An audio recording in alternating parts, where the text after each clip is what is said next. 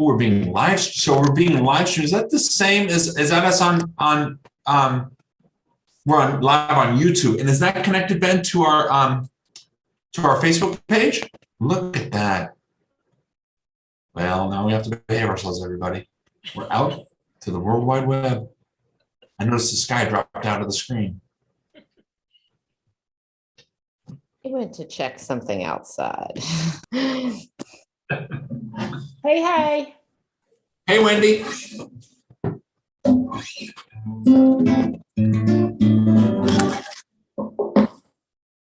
We're recording. We will start in just a moment or two.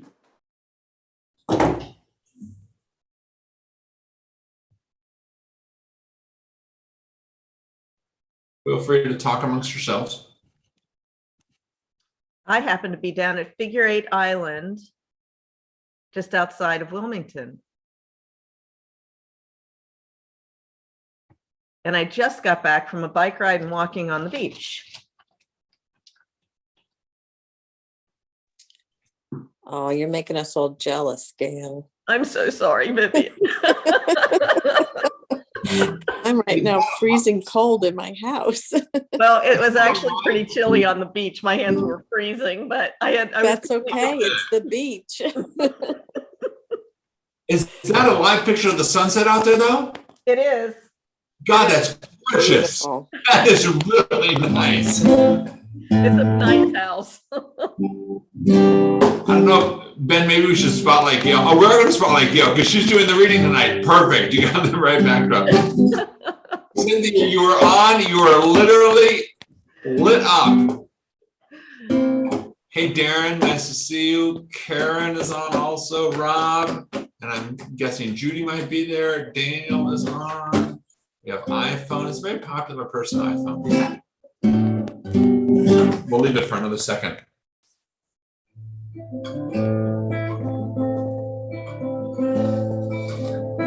we'll start. You, Ben, if you want to drop in the chat the links for if anybody needs the link on our live stream page, you can find PDFs of the readings we're doing. Each night we have a different reading. And then there are songs and blessings that we offer also. There's a raffle coming too.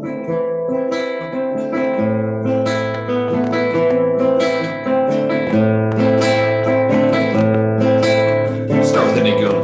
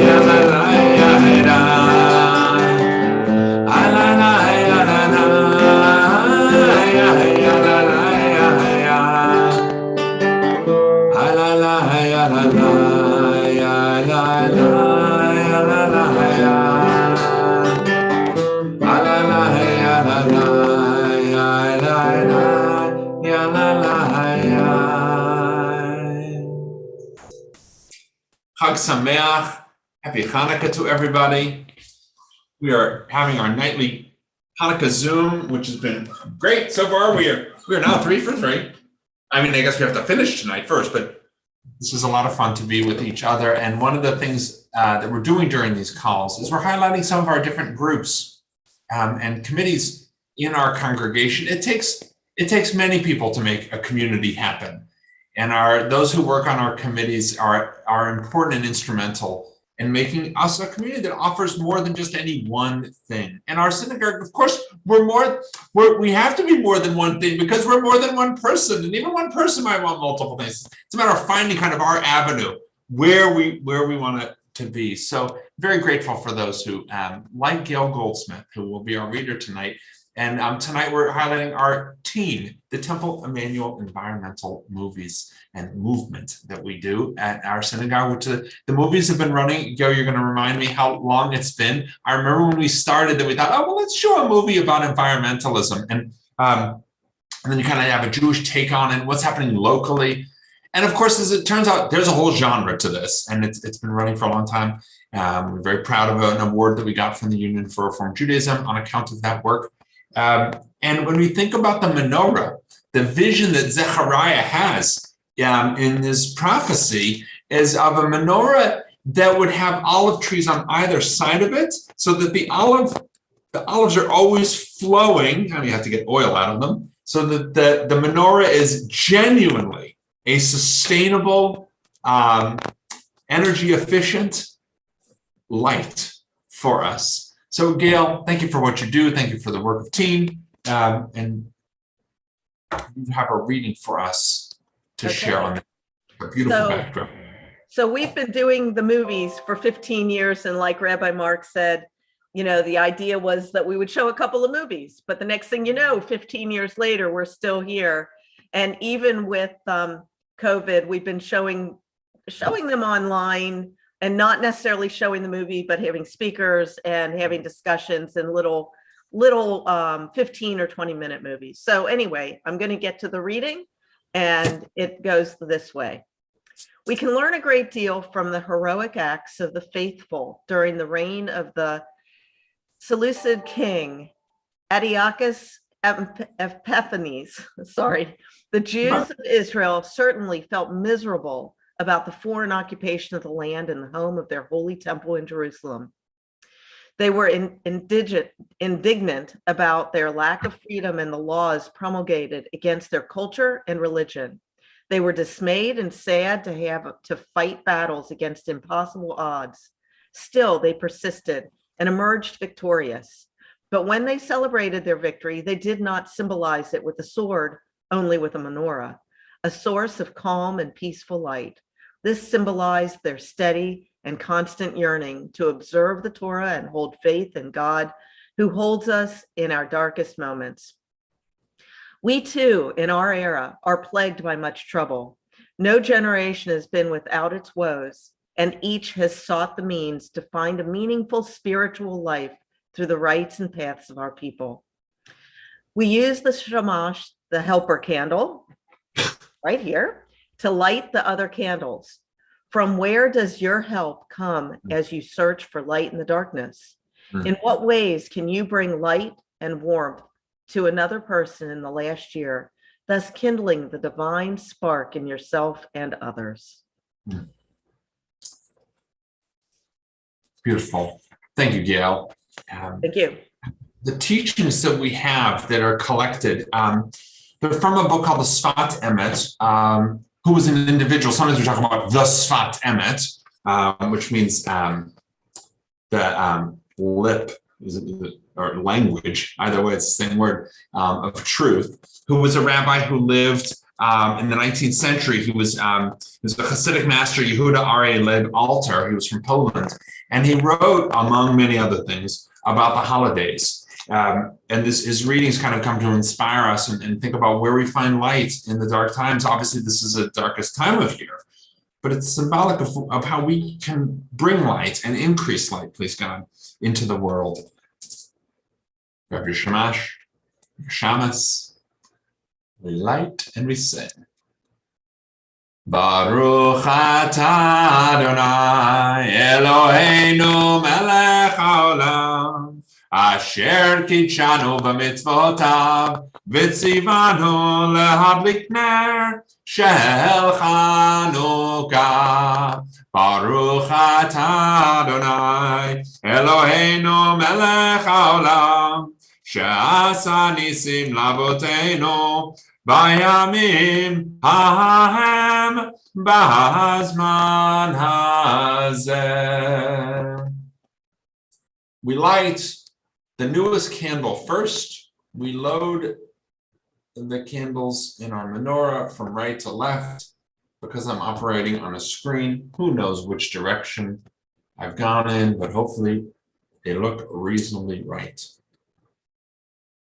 If we look for a song on the second page in our prayer booklets and song booklets from the Siddur, language inspired from our Mishnah, these lights, which we candle, what they remind us of the great wonders, the miracles, the deeds of salvation, literally the battles that God fights along with us and for us, and did for our ancestors during these days so long ago.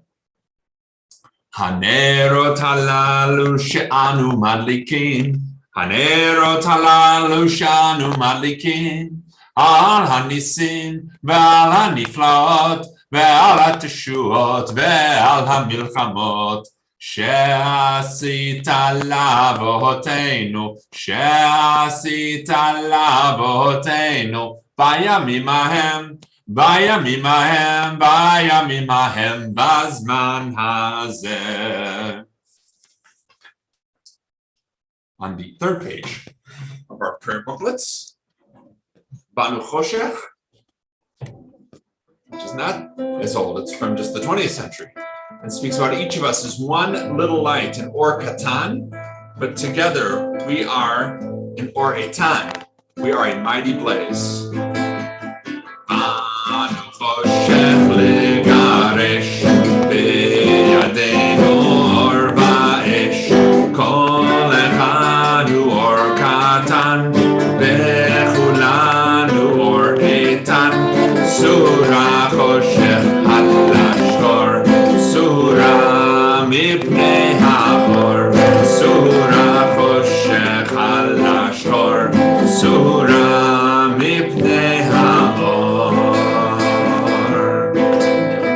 We have come to banish night, banish it with candlelight, all the little candle rays, joy to make a mighty blaze. Banish darkness, banish night. Hanukkah is the feast of light. Banish darkness, banish night. Hanukkah is the feast of light. We have a raffle. It's the third night. There's going to be a third winner tonight. Lynn Siegel, as the chair of our fundraising committee, if you want to take it away, and I believe that I saw Shayna Howrun came on as well with the fabulous Wheel of Fortune. Okay, so actually Sky and I are running it tonight. Tonight we are giving away, Sky's going to share our screen. Wait, hang on. Sky's taking care of me tonight. Sky's my handy dandy assistant. Give us 1 second. All right, tonight, can you see? Hang on. Here we go. Okay, tonight we are giving away 2 dozen custom cookies. I mean, are those not beautiful? Generously donated by Marnie Eisner. You can have her do whatever you want, but those are examples of what she does, which are just beautiful. Okay, Sky, take us to the wheel. All right, there we go. We're going to spin it.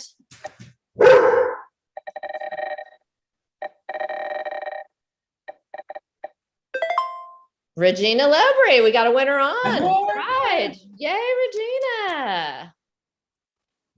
There we go. Congratulations, Regina. We can stop the share, I think. Okay. Thank you. Thank you for everyone who's buying tickets. And of course, you can still buy tickets. Just check the link. It's being sent out all over, but by all means, check with Ben or me or anyone, and we'll get you tickets if you need it. Thank you, whoever just sent that out. Thank you, Ben. Thank you, Lynn. Thanks for the committee work that you all are doing. And remember, the more tickets you buy, the greater chance you have to win. It is not possible to win one of those treats without buying a ticket. So really, thank you all. I very much appreciate it, and I know we do as a community. So here's an interesting question. We know how many lights we put in based on the tradition of we increase each night. But in the days of the Talmud, I'm going to take us back about 1,500, 2,000 years, it was not so clear. And the descendants of the school of thought, there were 2, among other schools, there was the Beit Hillel and the Beit Shammai. There's 2 different houses, and they would debate. And in the Talmud we read in the section that's dealing with Shabbat laws, actually, but namely talking about wicks and oils that we're using. They start talking about Hanukkah. Beit Shammai and Beit Hillel disagree as to the nature of the lighting. The followers of Beit Shammai say on the first day, one kindles 8 lights, and from there on gradually decrease the number of lights until on the last day of Hanukkah, they kindle only 1 light. And the followers of Beit Hillel say on the first day, one kindles 1 light, and from there on gradually increases the number of lights until on the last day, they kindle all 8. Now we know who wins the debate because we know what we do in our lifetime. But clearly back in the past, there was a debate and there were different schools of thought and people were participating in different ways. The fact that our tradition holds on to those minority opinions, it's not unlike our US Supreme Court that takes the minority opinion and holds on to that as well, or dissenting. We embrace that idea of multiple approaches. At a certain level, we have to make a decision, though, which way we're doing, and obviously we do. But the question is, why? Why did Hillel say one thing, and why does Shammai decide or feel that we should do something different? And so what happens is there's a disagreement. The reason for Shammai opinion is that the number of lights correspond to the number of bulls that were offered during Sukkot. Now, we're going to take us back to when the temple stood. And actually, if we go back to when the first temple stood, it was during Sukkot that Solomon dedicated the temple. And on the first day of Sukkot, they brought 13 bulls to offer. And then on the second day, they brought 12. And on the third, they brought 11 and so forth. And therefore, Shammai says, we're remembering Sukkot and that model of what was done. We should take away 1 each night. Beit Hillel comes along and says, no, they're going to correspond to the number of days that are left because we want to elevate. I mean, how many days we've had? Because we want to elevate in levels and matters of holiness. One should not lessen or take away in holiness. And there's a sense of as the light grows, it becomes symbolic for us. We want to increase light and holiness in our world. We study both traditions, though. We study what Shammai said. We need to know what Hillel said as well. And only then can we have a reasoned understanding to preserve those different voices together. May we take that lesson in our own life and in our own world when we often get very siloed in holding, this is my opinion, the other ones are crazy, that's wrong, no, don't talk about it, don't do it.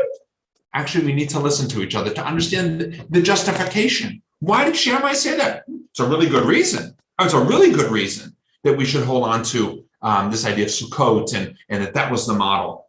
In many ways, it's no better, no worse than anything else that we could have done.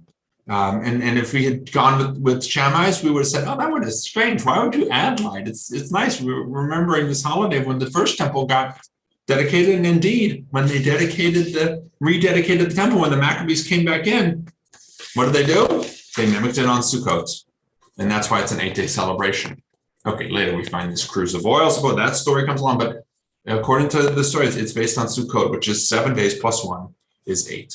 And there we have our little Sukkot lesson, Hanukkah lesson, but it's an important one as we sit by the light of our candles on this night.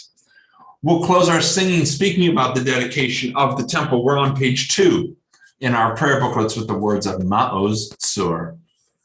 Ma'oz Tzur Yeshuati Lechana El Shabeach Tikon betefilati v'sham toda nizabeach letachin matbeach mitzar hamnabeach az egmor b'shir mizmor Chanukat hamizbeach az egmor b'shir mizmor Chanukat HaMizbeach, Rock of Ages, let our song praise your saving power.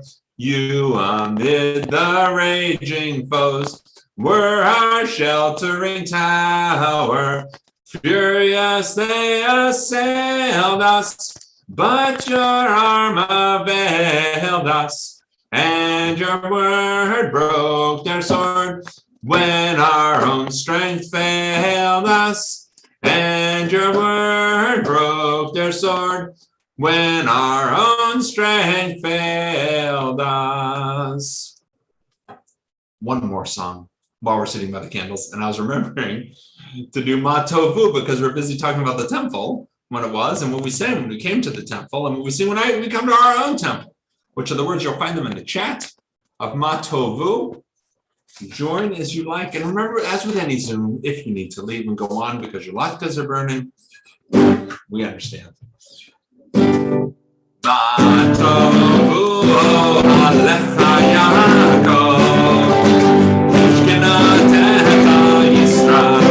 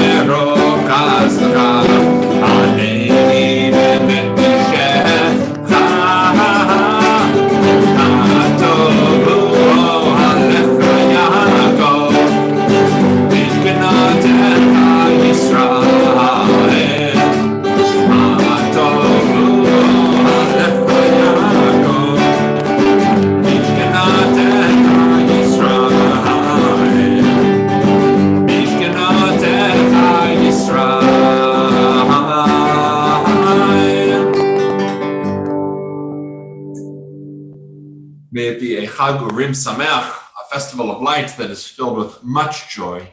If you'd like to unmute yourself and wish everyone a Chag Sameach, a happy Hanukkah, feel free to do so. Will you be here all week? We will be on all week. We've got our Zoom rolling. Friday night will be Shabbos though, so we're live streamed for the service or in person for service. Should we bring our menorahs on Friday night? You can bring your menorah. We will have tables set up and we will have menorahs available for our, yes, no, in other words, yes, we're going to do a community lighting if you'd like. If not, that's okay too. And we'll have that all set up in the sanctuary, properly spaced too. If you can bring your own candles, that would be great. Yes, ideally you bring your own candles too. Remember, it's the sixth night, so you'll need 7. And you at least should pack 1 extra because one's going to break. Well, I won't be able to join you because I'll be here at Figure 8 Island. Sorry. Well, just we really are. It may you suffer in great joy. I mean, yeah, exactly. Thank you all for tonight. It's nice to see everybody tonight. Same here. Happy Hanukkah. Beautiful faces. Enjoy your cookies, Regina. Lennon, Sky, I'm proud of you guys. Thank you, Shayna. You're a good teacher. But be careful, Shayna. Drive safely. I'm parked. Okay, good. Good. So, Regina, we look forward to eating the cookies. Is that a chocolate covered jelly donut? It is Oh, you're the best.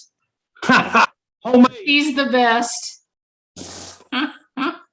Samaya. Oh, good to see you. Hey, Anthony. All right, everybody. Good to see you. Good night. Have a